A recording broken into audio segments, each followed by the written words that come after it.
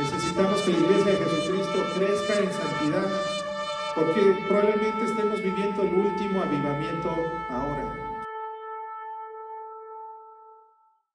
Amada familia, comenzamos con este estudio maravilloso del evangelista Marcos.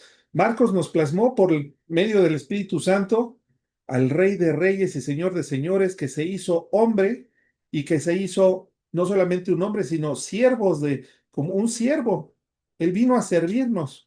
Así que durante todo el Evangelio nos ha estado presentando cómo Cristo se esforzaba en hacer la voluntad del Padre que lo envió, sirviendo a sus hermanos, porque ahora, terminada su ministerio, habiendo muerto y resucitado en esa cruz, siendo hombre, entonces se ha convertido en nuestro hermano mayor, el primogénito de Dios, el primogénito de su creación, aunque sabemos que Él es Dios eterno, pero se encarnó, así que Jesucristo es 100% Dios, pero también se hizo 100% humano.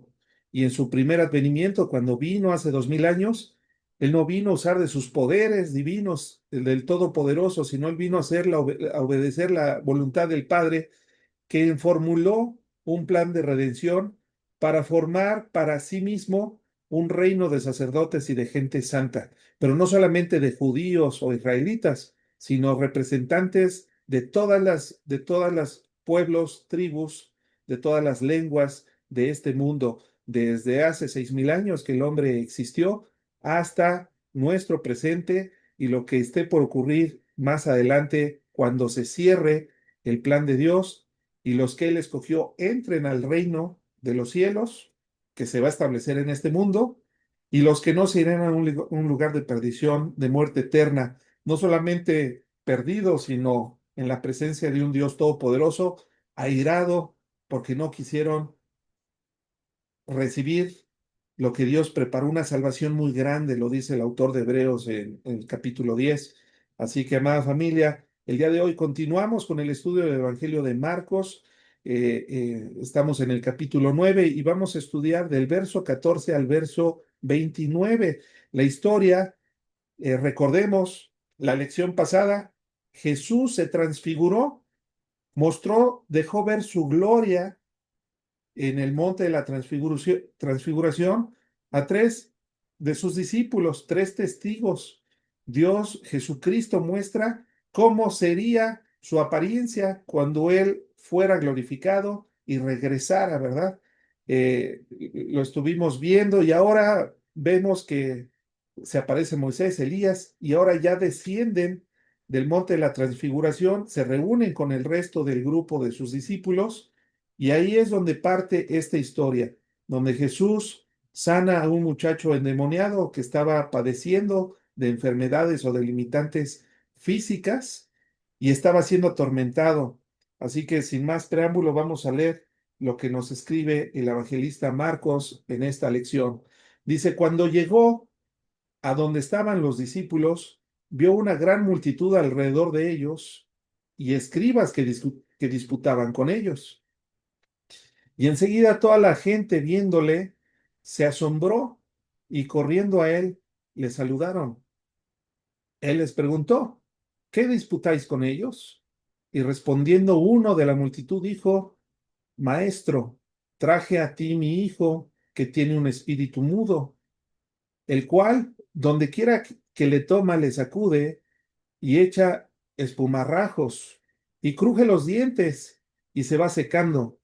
Y dije a tus discípulos que lo echasen fuera y no pudieron. Y respondiendo él les dijo, oh generación incrédula, ¿hasta cuándo he de estar con vosotros? ¿Hasta cuándo os he de soportar? Traédmelo. Y se lo trajeron. Y cuando el espíritu inmundo vio a Jesús, sacudió con violencia al muchacho, quien cayendo en tierra se revolcaba y echaba espumarrajos. Jesús preguntó al padre, ¿cuánto tiempo hace que le sucede esto?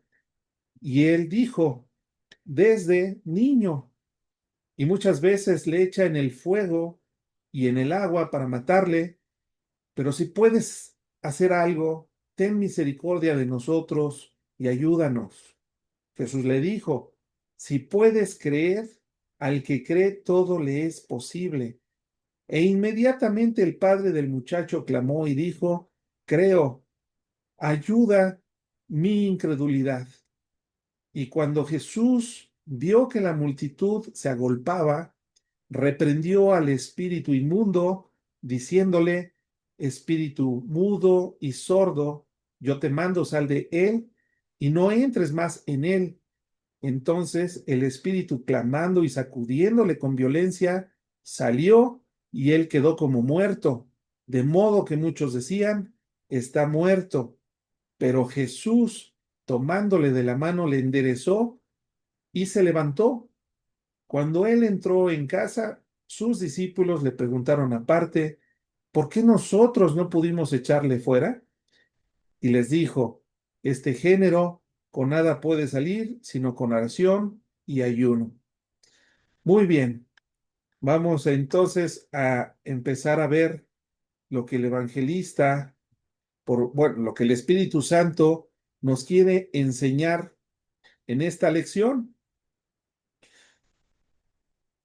Como les comentaba, en la lección anterior, Jesús muestra su gloria delante de tres testigos de sus discípulos. Pedro, Jacobo, Juan habían sido testigos de ver y se les había concedido ver la gloria de Jesús. Así que esto fue, yo les comentaba, como un tráiler, ¿verdad? Como un adelanto de lo que ocurriría poco más de 2000 años o alrededor de 2000 años después de la muerte y resurrección de Jesucristo. Pero al bajar del monte, el escenario cambia por completo. Se dirige con el resto de sus discípulos y pasan, y resulta ser que ya abajo ya es un caos, ¿verdad? Ya la gloria de Jesucristo es un contraste tremendo. Jesús en el monte con su gloria y sus discípulos abajo, los que se quedaron, teniendo una pelea, ahora sí que infernal, ¿verdad? Con un muchacho endemoniado. Esto es un contraste tremendo porque Jesús se encuentra con sus discípulos derrotados, ¿verdad? Por un espíritu inmundo y un padre desesperado y una multitud confundida. Unos y todos estaban discutiendo y acerca del asunto. Esto ya se había hecho como imagínense, como dicen, pueblo chico, infierno grande, ¿verdad? Todo el mundo se había enterado y todo el mundo tenía una opinión de lo que estaba aconteciendo. Así que en este pasaje que acabamos de leer y que vamos a estar analizando, vemos que Cristo no solamente va a manifestar su gloria en el monte, sino también Cristo es capaz de manifestar su gloria en medio del dolor, en medio del caos, en medio de la incertidumbre, en medio incluso de la incredulidad de la gente y de sus batallas espirituales. La primera lección la vamos a encontrar en los primeros 5 versículos, del 14 al 19. Mejor dicho, son 6, ¿verdad? Vamos a analizar verso a verso. Dice, cuando llegó a donde estaban los discípulos, los otros discípulos, se entiende, ¿verdad? Que no lo habían acompañado al monte de la transfiguración. Dice que vio una gran multitud alrededor de ellos y escribas disputaban con ellos. Enseguida, toda la gente viéndole, se agolpó y corrieron a él a saludarlo. Jesús ya era famoso. De hecho, era tan famoso que Jesús ya habíamos visto que procuraba no estar cerca de las multitudes porque ellos no habían comprendido quién era Jesús y cuál era su misión. Ellos ya querían entronarlo, ellos ya querían que se quedara con ellos porque no lo estaban percibiendo como lo que en realidad es, el Mesías, nuestro Salvador. Por supuesto que era un sanador, hacedor de milagros, una persona cuyo intelecto era muy alto, que nadie podía disputar contra Jesús y ganarle, ¿verdad? Era un hombre asombroso, físicamente era igual a los demás. Si nosotros pudiéramos tomar una máquina del tiempo e irnos a los tiempos de Jesucristo, difícilmente sin escucharlo lo podríamos reconocer de entre la multitud. Jesús no era diferente, no era ni más alto ni más guapo, ¿verdad? Que sus discípulos. Era un hombre ordinario, sin una señal como el rey Saúl, ¿verdad? Que era de hombros hacia arriba, no habría quien llegara a su estatura. Muy guapo, ¿verdad? Grandote. No, Jesús siempre se mantuvo humilde y no necesitaba tener algo que lo distinguiera del resto de la gente de su tiempo. Así que Jesús, eh, sin embargo, ya se había ganado esa fama, ya lo conocía la gente, pero no lo conocía como en realidad lo que él era. Y así nos puede pasar a muchos de nosotros hoy en día. Adoramos a un Dios, adoramos a Jesucristo, pero ignoramos la esencia de lo que Él es en realidad. Y es por eso que yo he estado insistiendo clase tras clase que Jesús es Dios, pero también Jesús es hombre. Un solo Dios, aquí entra la Trinidad, un solo Dios que se manifiesta en tres personas diferentes. Dios el Padre, la primera persona, la segunda es Dios el Hijo y la tercera es Dios el Espíritu Santo, pero es un solo Dios. Y es que si no comprendemos la doctrina de la Trinidad, no podemos ser salvos. El Evangelio no lo hemos comprendido, por lo tanto seguimos en nuestros pecados y en nuestros delitos. Si no comprendemos bien la esencia de lo que es nuestro Salvador, ¿cómo podemos poner nuestra esperanza en Él? Así que muchas veces tenemos dioses preconcebidos por lo que nos enseñaron nuestros abuelitos, nuestros papás, en la religión tradicional o sin religión, y creemos en la madre tierra, ¿verdad? O en la naturaleza. Dios es una esencia, es una fuerza. No, eso no te va a hacer salvo. Si no conocemos realmente quién es Jesucristo, no podemos ser salvos. Eso lo dice los evangelios. Así que, amada familia, um, tengamos mucho cuidado de esto. Yo quisiera hacer una pregunta aquí, una pausa. ¿Me están viendo completo en el cuadro? Si alguien me hace así. ¿Sí? ¿Bien? No hay ningún problema con el audio ni con el video. Gloria a Dios. Qué bueno. Gracias, familia. Continuamos. Eh, Me regreso aquí a la escritura. Y entonces Jesús les dice a toda la multitud, ¿qué disputáis con ellos? Eh, y respondiendo uno de todas estas personas que estaban allí en la multitud, en el chisme, ¿verdad? Dijo, maestro, traje a ti mi hijo, pues no era cualquiera, era el papá. Traje a ti mi hijo que tiene un espíritu mudo, el cual donde quiera que le toma le sacude y echa espumarrajos. Dice, maestro, traje a ti mi hijo y dije a tus discípulos, bueno, le da los síntomas, ¿verdad? Cruje los dientes y se va secando. Y dije a tus discípulos que lo echasen fuera y no pudieron. Cuando el hombre enfrenta el poder del mal sin depender verdaderamente de Cristo, queda expuesta a su impotencia espiritual, definitivamente. Esta primera escena revela una confusión espiritual tremenda. Hay una multitud expectante. Ah, ya llegó Jesús. ¿Qué va a hacer Jesús? Y todos corren para ver qué es lo que va a hacer Jesús.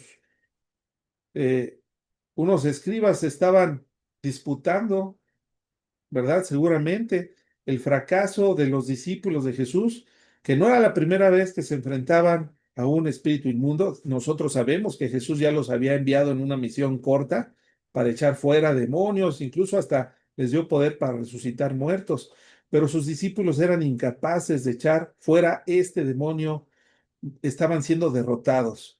Así que esta es una representación de lo que podemos hacer nosotros sin Cristo.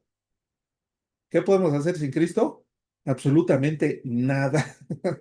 Si no tenemos, si Cristo no está con nosotros, qué horrible es la vida, porque estamos, ya no digamos, bueno, sí, estamos en las manos de Satanás y de cualquier demonio eh, que quiera atentar contra nosotros.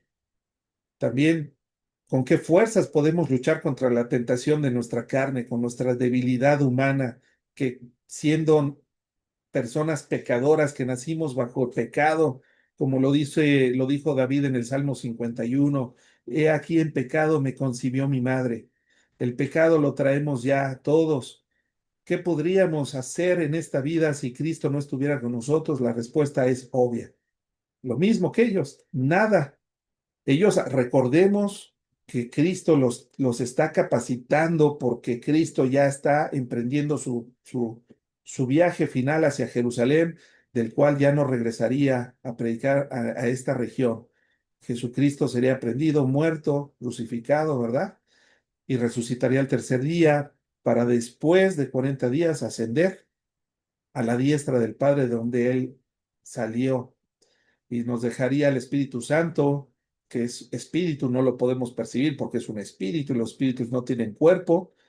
Sin embargo, es un representante de Cristo que viene a morar dentro de nosotros. Pero sin Cristo no tenemos al Espíritu Santo y estamos destinados al fracaso eterno. Aquí el Padre representa una necesidad. Este Padre está preocupado por su Hijo, porque este espíritu no solamente lo tiene con una discapacidad mudo y sordo, sino que también lo toma, lo sacude, le lastima, ¿verdad? Sus dientes, su dentadura, y además hasta lo quiere matar. Ya leímos que el chavo, por la posesión demoníaca que tenía, eh, era echado al fuego o al agua, porque déjenme decirles algo, Satanás no está jugando con nosotros. Él no solamente quiere rompernos un vidrio por hacernos la maldad, ¿no? Como los niños maldosos, o poncharnos una llanta. No, Satanás nos quiere destruidos. Si no nos puede quitar la vida, nos puede quitar la bendición, nos puede quitar el gozo de la vida, nos puede quitar incluso nuestra funcionalidad para traernos alguna discapacidad, pero si él pudiera, nos haría pedazos, y no solamente pedazos, sino buscaría la peor forma de hacernos pedazos. El diablo nos quiere muertos. Tenemos un enemigo muy poderoso, más fuerte que nosotros lo es. Ni lo retes, porque nosotros sin Cristo no somos nada. En el orden de la creación, los ángeles, cuando estudiamos angeliología, ¿se acuerdan de ese curso de teología sistemática? Sabemos que los ángeles son más fuertes que las personas, más, más fuertes, más listos. Y Satanás y sus demonios son ángeles caídos, más fuertes. Pero cuando nosotros lleguemos a la presencia de Dios y seamos glorificados, ahí sí va a cambiar, ¿verdad? Porque entonces seremos perfectos como los ángeles que todos los días ven el rostro de Dios. El padre está angustiado, tiene un dolor porque le preocupa a su hijo. Este espíritu hace que su hijo sea sacudido con violencia, como si tuviera convulsiones, lo derriba y poco a poco lo va consumiendo. Eh, Esto es una escena muy terrible y muy destructivo, ¿verdad? Una opresión sumamente destructiva. A veces hay cargas familiares que no se resuelven con la fuerza humana o con la experiencia o con rezos, ¿verdad? Una religión externa o deseándole buenas intenciones a la persona que está padeciendo. Hay batallas que revelan que necesitamos algo más que ánimo. Necesitamos a Cristo, como lo que estábamos hablando antes de iniciar el estudio, ¿verdad? Fuera de línea. Necesitamos a Cristo, porque Cristo es el único que nos puede dar esperanza y puede saciar nuestra sed, ¿verdad? Al menos, Señor, yo no entiendo qué está pasando, pero sé que no, que estoy en tus manos y que tú sigues teniendo control de esta situación. Pero el fracaso de los discípulos expone algo todavía peor que esto. que estamos diciendo, ¿verdad? Que nuestra falta de fuerza, nuestra debilidad para poder salir adelante de estas situaciones. Eh, los discípulos, los discípulos no pueden contra el demonio. Dice aquí el verso, no pudieron. Le dije a tus discípulos que lo expulsaran, pero no pudieron. ¿Por qué no pudieron?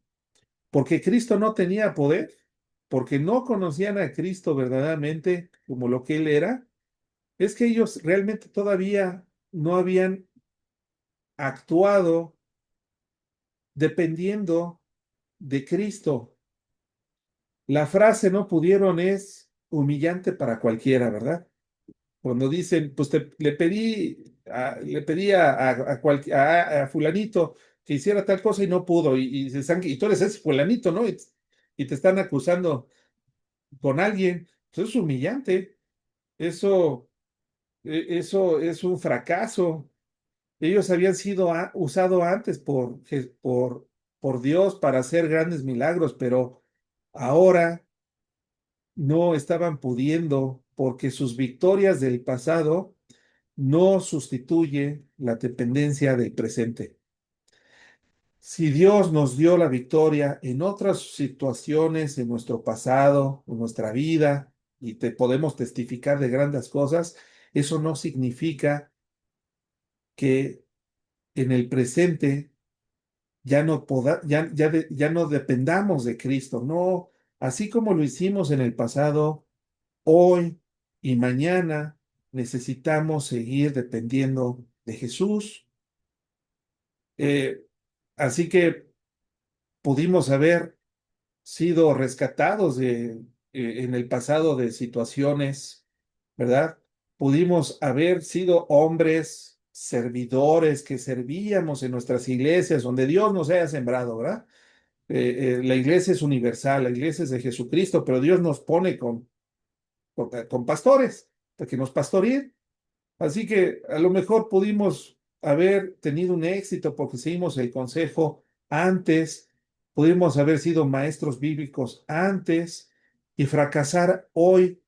¿Por qué? Porque dejamos de depender de Dios por medio de Jesucristo. Así que esta es una primera gran lección. Jesús inmediatamente hace un diagnóstico. Dice, a ver, ¿hasta cuándo? Dice, bueno, aquí nos da el diagnóstico, ¿verdad? ¿Cuál es el diagnóstico? Incredulidad. Jesús dice, ustedes no pudieron porque son unos incrédulos. Y la incredulidad es falta de fe. ¿Hasta cuándo he de estar con vosotros? Esto no es que Jesús no supiera, ¿verdad? De todo lo que estaba pasando. Sabemos que Jesús sabía todo lo que acontecía y lo que estaba en la mente y en los corazones de todos. ¿Por qué lo expresa? Porque no es que Jesús esté cansando de estar con sus discípulos, sino Él quiere que veamos qué grande es su paciencia, que aplicada a las personas se llama longanimidad. ¿Cuán grande es la longanimidad de Dios? ¿Hasta cuándo os he de soportar? Y yo les voy a decir una cosa, hasta que Él venga por segunda vez. Cristo no se ha cansado desde entonces y ha soportado generación tras generación de discípulos que van creciendo, pero que están en incredulidad. Y Dios nos ha tenido paciencia a ti y a mí, a cada uno de nosotros, nos ha tenido una enorme paciencia. ¿Por qué? Porque Él es Dios. Y a lo largo del estudio del Antiguo Testamento hemos visto que Él no se cansa de tenernos paciencia. Él es paciente, es maravilloso, Dios. Su misericordia y su paciencia es grande, pero cuando Él venga por segunda vez, como lo hemos estado estudiando en el Antiguo Testamento, va a decir, hasta aquí. Y los que creyeron, bienvenidos al reino de los cielos. Y los que no hayan creído, hasta que Dios diga hasta aquí, entonces serán echados fuera donde el llanto y el crujir de dientes va a ser el común denominador de todas esas personas que se quedaron fuera. Así que Jesús quiere que seamos prontos, prontos para creer. Dice que le trajeron al espíritu inmundo. Bueno, le trajeron, dice, y respondió, les dijo, generación, ¿hasta cuándo se portar? Verso 20. Y le trajeron al muchacho. Y cuando el espíritu vio a Jesús, sacudió con violencia al muchacho, quien cayendo en tierra se revolcaba y echaba espumarajos de la boca, ¿verdad? Eh, Nadie se puede resistir, nadie ni nada se puede resistir a la voluntad de Jesús. Jesús está muy por encima de toda su creación, incluyendo los demonios. Así que para Jesús no hay imposible. Eh, el- el- el- la incredulidad no siempre se va a presentar como un ateísmo, ¿verdad? Todas estas personas creían en Jesús, claro, lo tenían enfrente, por supuesto que lo conocían. Ahora nosotros quisiéramos ver cómo era su aspecto físico, ¿verdad? De Jesús, pero ellos lo tenían enfrente, así que no es que fueran ateos o agnósticos. Muchas veces la incredulidad se presenta como una religión sin dependencia, un servicio sin oración. Es como es tener solamente conocimiento, pero no aplicar el conocimiento que nosotros hemos adquirido a lo largo de los discipulados, de las predicaciones de nuestros pastores los días domingo. Es como tener dolor, pero sin esperanza. Esa es la incredulidad. Así que tenemos que ser muy claros y muy honestos con nosotros.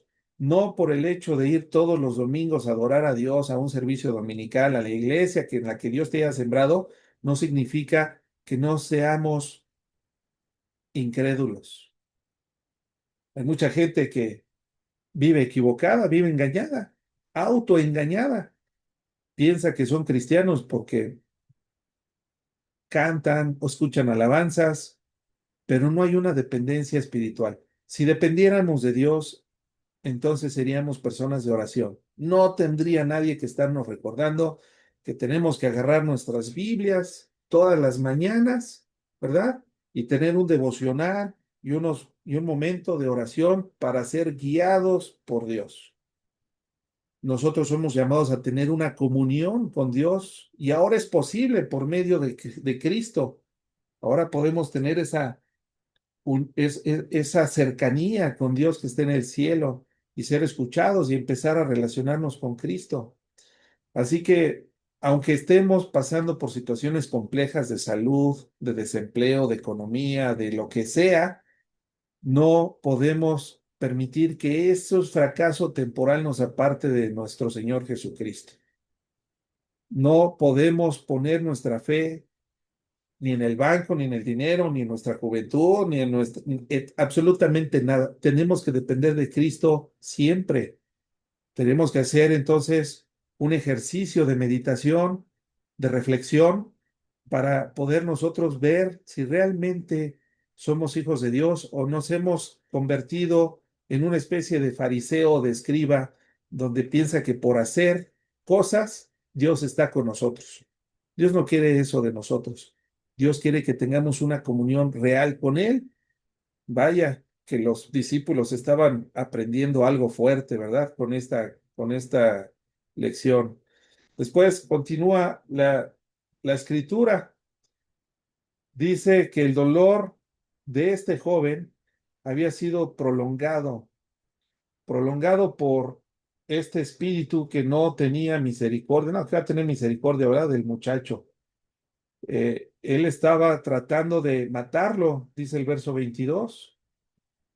Y todavía le pregunta el Padre a Jesús, si puedes hacer algo, ten misericordia de nosotros y ayúdanos. ¿De en serio? Hasta ya llegaba la incredulidad del Padre. Jesús, si puedes hacer algo, hazlo. ¿Qué esperaba como respuesta? Por supuesto que para Jesús nada es imposible porque Él también es Dios.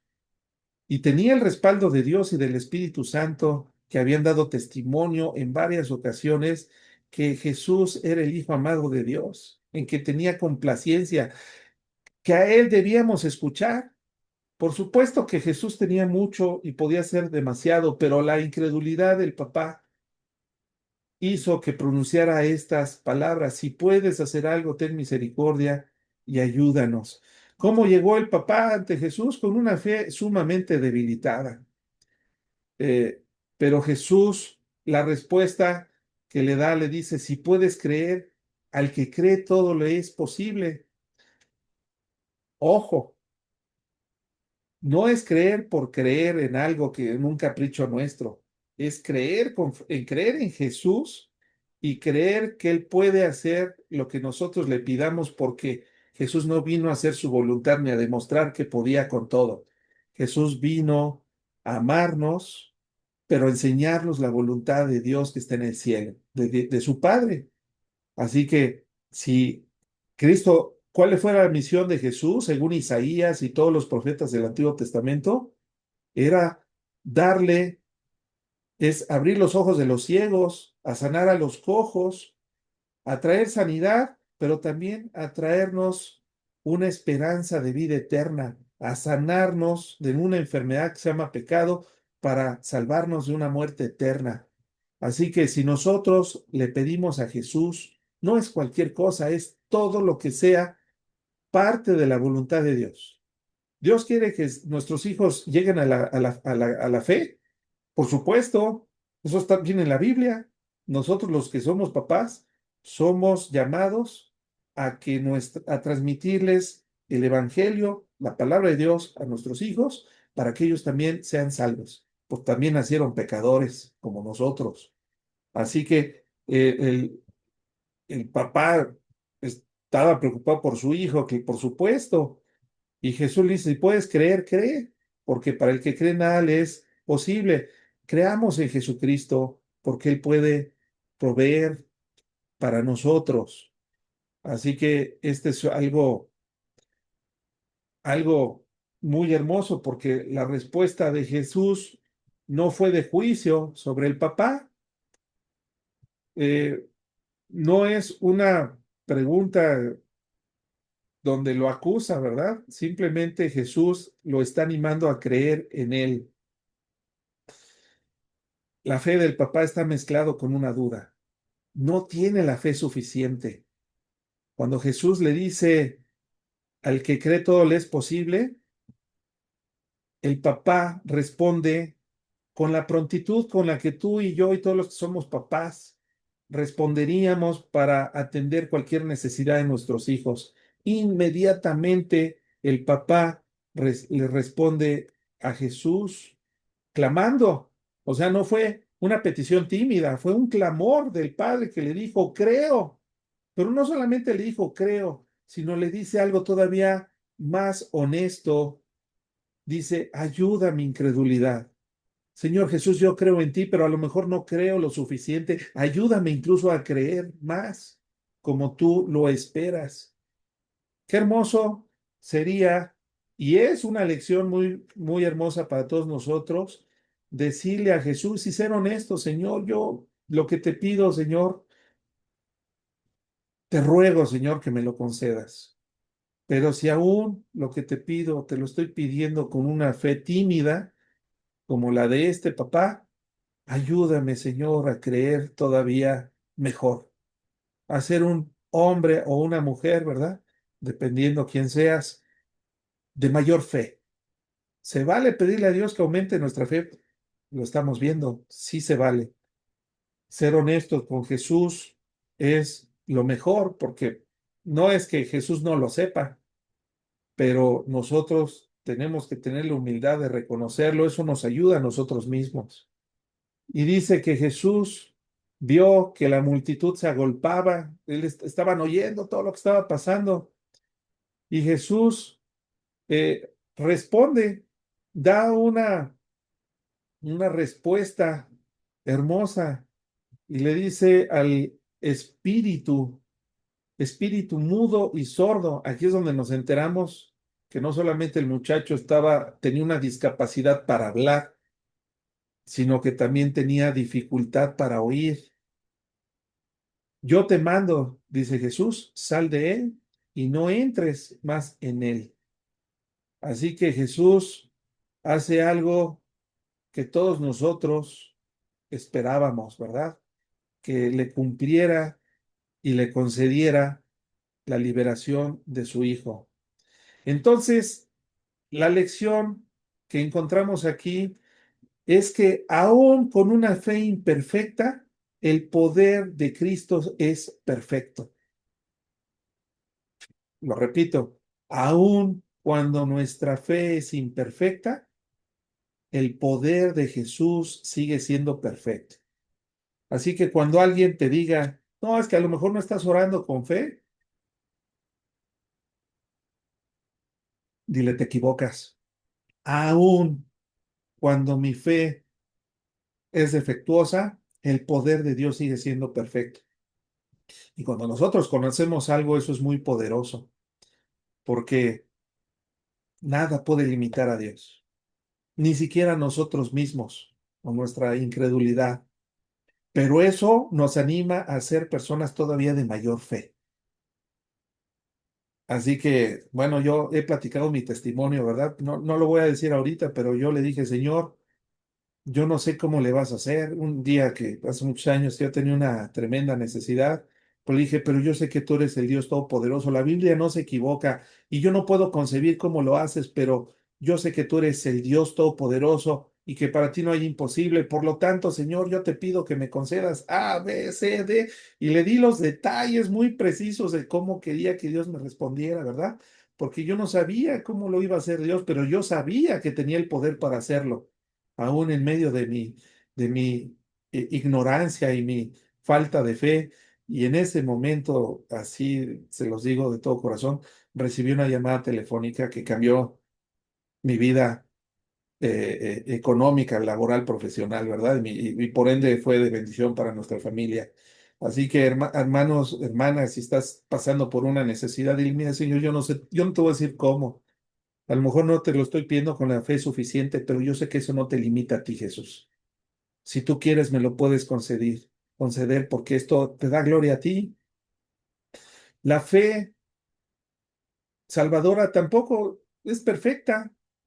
¿Cuántos de nosotros vamos a encontrar y vamos a llegar a ese día, a esa hora, a ese minuto y a ese segundo donde Dios va a decir, hasta aquí llegó tu vida, vente conmigo? ¿Cuántos vamos a llegar a ese momento sin pecado? ¿Cuántos? Nadie. Todos vamos a morir con cierto nivel de pecaminosidad aún en nuestra vida, en nuestra forma de ser. No vamos a llegar perfectos al cielo. Y no es que no diga yo que entonces no luchemos por ser cada día más santos, porque la Escritura dice que el que es salvo todos los días se santifica a sí mismo y hay un crecimiento y una santificación que es progresiva. La fe salvadora no produce una fe perfecta. Vamos a tener luchas toda nuestra vida, pero sí es una fe que reconoce nuestra debilidad y reconoce nuestra gran necesidad de un Salvador que es Jesucristo.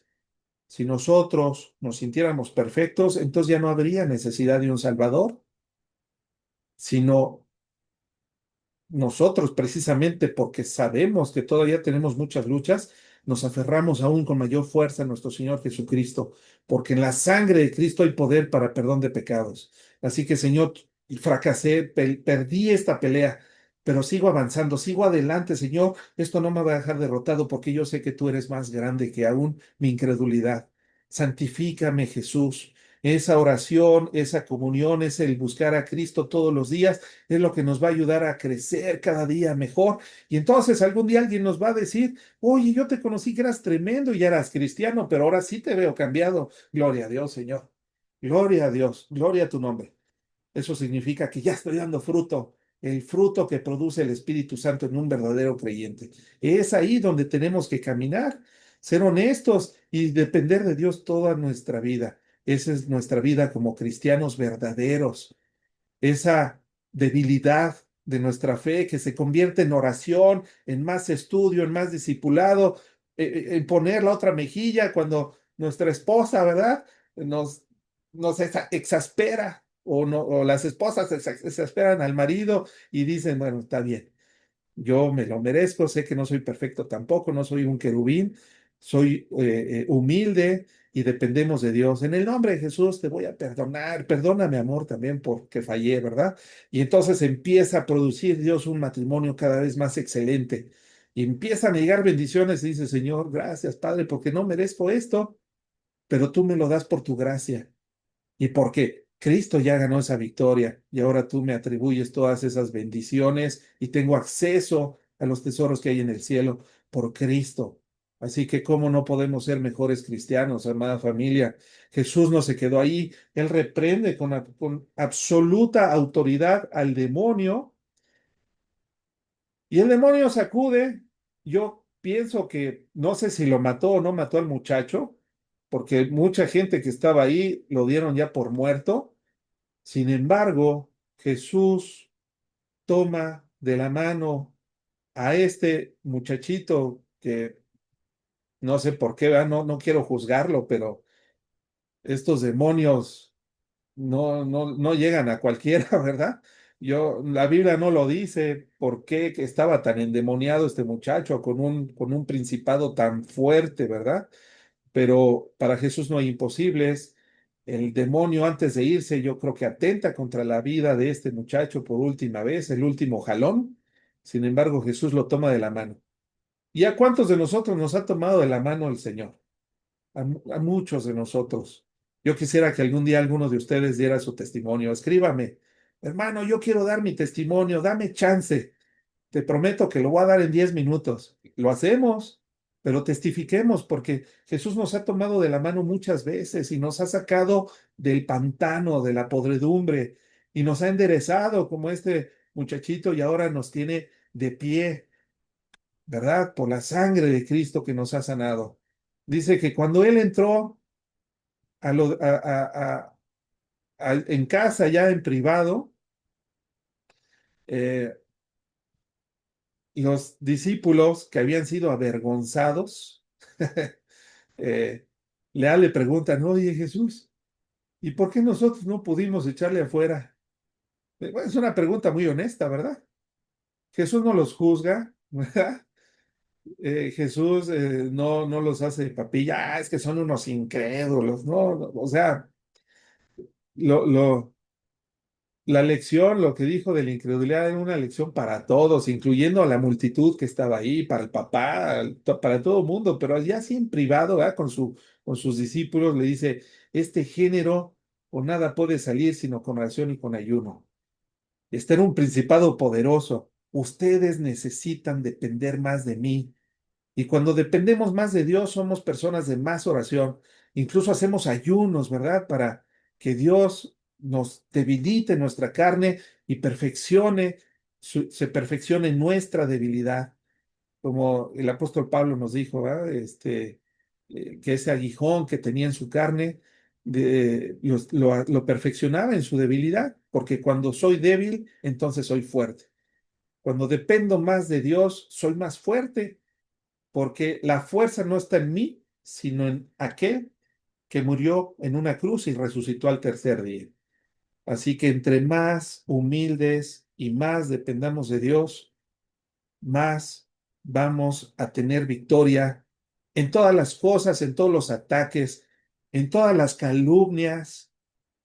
Aunque queramos ser personas de buena reputación en nuestra comunidad, en nuestras iglesias, uy, aún así se levantan un montón de chismes y nada, bueno, no sé, todos las hemos vivido y no voy a poner ejemplos porque no estamos amargados, sino nosotros somos guiados por el Espíritu Santo, al igual que todos ustedes, ¿verdad? Y todos los que siguen a Cristo y se disipulan, y no tenemos necesidad de dar testimonio porque ataques no terminamos, ¿verdad? Pero Dios siempre nos da la victoria. Así que este pasaje nos apunta directito al Evangelio. Nosotros necesitamos de Cristo. Entre más pegados de Cristo, mayor seguridad de nuestra salvación, mayor conocemos a aquel que dio su vida por nosotros. Y así como el poder que levantó a Cristo de la tumba, ese mismo poder actuará en nosotros para que también nosotros seamos revestidos de un cuerpo nuevo y lleguemos a la eternidad y entremos al reino de los cielos, al reino de nuestro Señor Jesucristo. Jesús mismo estaría por entrar a la muerte, no como una víctima impotente de su fracaso de ministerio terrenal, sino como un Salvador obediente hasta la muerte y muerte de cruz. Él, Jesús, estaba a unos meses de entregar su vida para morir en nuestra sustitución, para que todas nuestras culpas y todos nuestros pecados fueran crucificados en su cuerpo, para que cuando Cristo resucitara con poder 3 días y 3 noches después, entonces nos diera absolutamente certeza de que estamos siguiendo al Salvador correcto, a Jesús, el único hombre que ha sido muerto, que Él entregó su vida y que también la volvió a tomar. Y muchos testigos, multitud de testigos lo vieron resucitado. No solamente una tumba vacía, sino lo vieron a Él puesto de pie, hablando y conviviendo. Él es el Dios que tenemos, amada familia. A Él tenemos que seguir y entonces nada nos puede detener. Ningún espíritu inmundo, ninguna situación nos puede robar la tranquilidad y la paz de saber que somos verdaderos hijos de Dios. Así que seamos honestos, no escondamos nuestra incredulidad. ¿A quién queremos sorprender? ¿Con quién queremos guardar las apariencias? Somos transparentes delante de Dios. Jesucristo, cuando se manifiesta ahí en el libro de Apocalipsis, dice el apóstol Juan que sus ojos eran como llama de fuego. Sí, Jesús tiene vista de rayos X y puede ver nuestro corazón y puede ver nuestros pensamientos. Así que está de más que querramos aparentar otra cosa. Tenemos que ser personas eh, honestas y confiarle a Dios cuando estamos pasando por momentos de debilidad. Nosotros como comunidad, como iglesia, podemos decir, como lo hacemos en el grupo, oren por favor por esta necesidad. ¿Por qué? Porque necesitamos ser honestos y decir, Señor, yo necesito de ti. Hermanos, ayúdenme porque estoy pasando por una situación donde necesito su apoyo. La oración no tiene que ser mega oración, ¿verdad? Puede ser breve, como la de este hombre. Ayuda a mi incredulidad. Así que, aunque su oración fue muy cortita, ¿verdad? Su petición fue muy cortita, fue muy profunda, espiritualmente hablando. Cristo tiene autoridad sobre todo aquello que nos domina, la tentación, el pecado, el mundo espiritual de Satanás y sus demonios.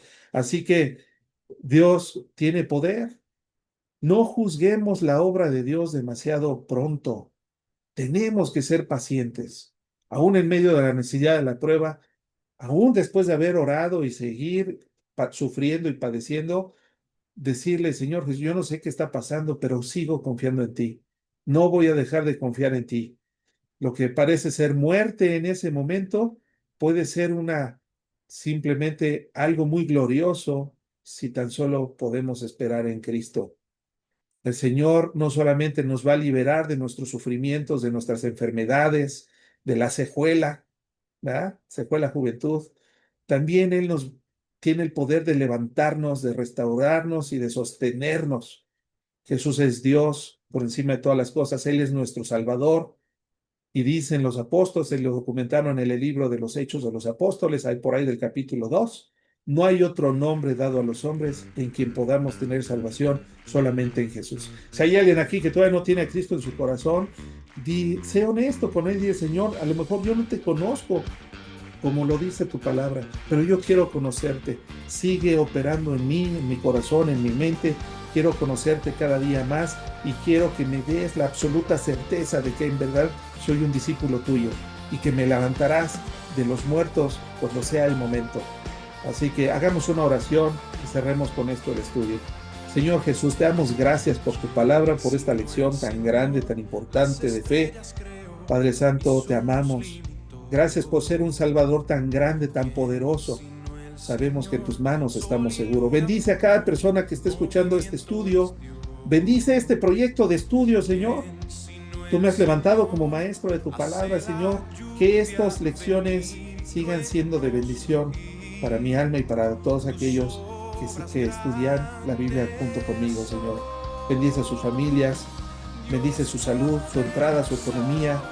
Síguelos bendiciendo y prosperando. Todo esto te lo pedimos no para ser más felices, sino para que tengas más gloria tú, Jesús. Eres el único digno de recibir todo el honor, la gloria y, y nuestro testimonio, Jesús.